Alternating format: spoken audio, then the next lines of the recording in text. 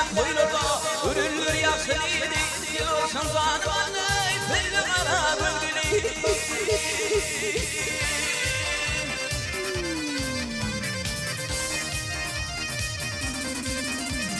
Dillerden bahani, kıymudetin dolmaydı şahsı kettillerden belli kara bölgeli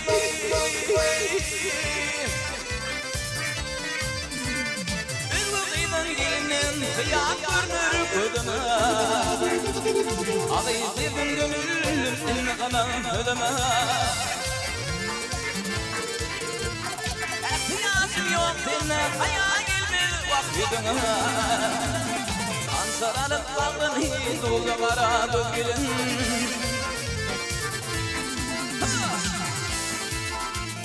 Eyfildüğün hallerin yürüyüşüm var yolunda Dokuşan haliyet o yarasın dilede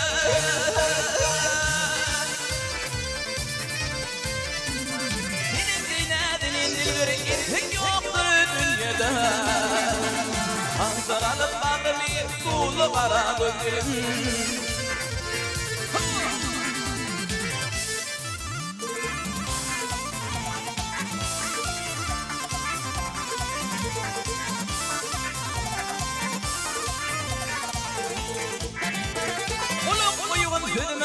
Sesinde bol bari Benimle yok dünyada Getirip sahana kıt Ben tecdir tesadının binasının kirleri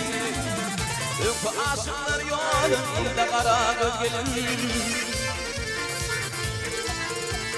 Ben tecdir tesadının binasının kirleri Sadinin binasın kirleri Yok aşıklar yolu İzle kara gölgelin İzle kara gölgelin